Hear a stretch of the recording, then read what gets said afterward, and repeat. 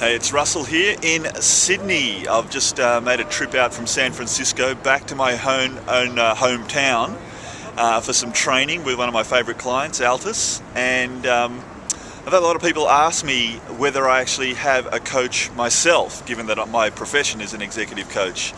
And I tell them I do. And it just happens to be that my coach is in Sydney this week himself. He lives in Melbourne. And so we've agreed to meet up tonight, and we've had a great time. So I thought I'd take the opportunity to introduce you to my coach, John Matthews. And I am very privileged to have John as my coach. He is someone who is known in Australia and Asia as one of the heavyweights in executive coaching. He co-founded the Australian Institute of Executive Coaching. He's done coaching with McKinsey's and now works with all the bigwigs and big shots in the Australian corporate scene and in Asia Pacific. So without any further ado, let me introduce you to one of my favourite people, John Matthews. Thanks, Russell. You want to be my PR guy? That's really pretty good. Yeah, fantastic. So it's great to be in Sydney with you. This is synchronicity in terms of both of us being up here, and I do agree. It's been an amazing conversation tonight. Yeah, so we just caught up tonight for dinner and exchanging a lot of stories, and one of the things we realised that one night over a dinner table is just not enough given how much we have to share and enjoy each other's company. So one of the things we were talking about was, you know, it's great to be in this profession where you can add value to people and make a positive impact on their lives, but we're kind of limited just to the number of people we can interact with. And so with technology, what we decided to do tonight was to make a pact to share it with you. Yeah. Yeah, absolutely. And so with that in mind, one of the things we were talking about tonight is reconciliation, or saying sorry when you've made a mistake. Yeah. So John's got a really interesting take on this, and John, I really wanted you to share that. Right. Yeah. Right. Yeah. So, look, you know, when you look at the situation in the world, we know that action-reaction isn't the solution. And one of the things I've realized as a coach is that I can't ask other people to do things that I'm not willing to do myself. And one of the wounds in my career has been the fallout between myself and my original founding partner of the Institute. And I was talking with Russell tonight, and just like we both happen to be here in Sydney, which is synchronicity, you know, when you're making an intention, and my intention was to reconcile with my former business partner, that it just happens Russell is having dinner with her tomorrow evening. So we talked that through in terms of Russell was actually coaching me, you know, in terms of co-coaching, you know, how do we bring out the best in one another? And my original plan was, I'll just text a message saying, hi, it's John, I hope you can, would it be okay if I join you and Russell for dinner tomorrow night? Yeah, that's right. And so what I said to John was really, that's really not the way to go to start off a sincere apology. So what he ended up doing was actually talking it over the phone. And how'd it go? Well, that was absolutely, I mean, your point was a good one, that I was just telling Russell about how in any type of crisis situation you can have a reactive victim. I'm a victim of what happened, or a break-even response. And I was going for the break-even responses. I'll just step my toe in the water and send a text message so I can't be rejected, right? So yeah. So that's a break-even response, but with any crisis situation, there's a breakthrough response. What's the opportunity here to turn something that went wrong into a greater opportunity for growth, both for myself, for the relationship, for the world, really? And so I called my former partner up, and she was really glad to hear from me.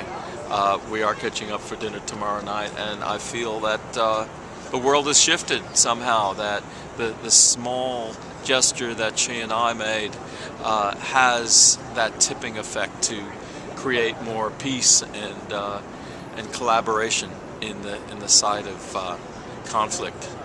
Yeah. So Heavy. That's heavy stuff. That's great stuff. So, I mean, take that principle of just reconciling. How much stuff do you have, are you holding back in yourself, where you know you've perhaps made a mistake and you're just harboring some sort of justification behind your position for not taking any further action on it.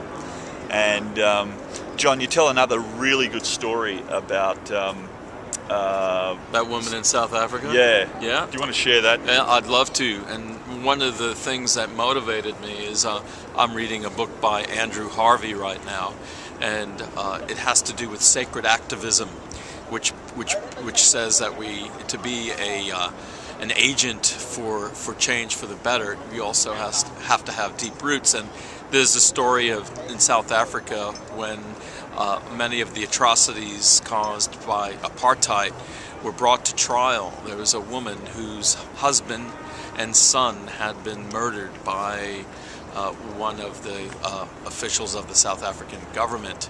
He was found guilty, and the woman was asked what she would like, what would be justice for her. And she asked for three things. She said, first of all, my husband, when he was being tortured and was killed, he was a devout Christian, and he said, please forgive this man, just like Jesus had forgiven those who persecuted and tortured him. So what I want is that this person realize that Jesus forgives him, and that I forgive him. Secondly, I want him, because he has killed my only family, my husband and my son, I want him to be my family for one day a month and live with me in my village, in my area, so that he can be a member of my family. And thirdly, I want someone to help me walk across the room, because this woman was quite elderly. I want someone to help me walk across the room so I can hug him and he could feel the love and forgiveness that Jesus has for him. And at this point, as Andrew Harvey is telling the story, the man fainted, because this was just too overwhelming for his mindset, and that the participants, or the people in the courtroom, started singing Amazing Grace. And just in reading the story, it was such a powerful story for me. I think if this woman can forgive a murder and a torture of the people she lived the most, who am I to keep from forgiving a former partner who I love for some mistakes that both of us had made? And I guess the biggest thing is that I'm asking for forgiveness. I'm not asking for her to admit to any mistakes she made. It's much like the Hawaiian tradition of saying, I'm sorry, please forgive me, I love you, thank you. That's my new mantra, and that's one that I'd highly recommend for anyone that wants to start taking the first steps towards forgiveness. That's great. Thanks, John. And so, you know, what the message is here we'd love to leave you with is to think about any situations you may be having, whether it's at work or outside of work, where you know that an apology is due, and to think about taking that step and using this as a source of inspiration. So in another video, one thing we'll also do is to share actually how to actually apologize. Because it's one thing to have the intention to apologize, but to apologize in a way that comes across as sincere is another thing.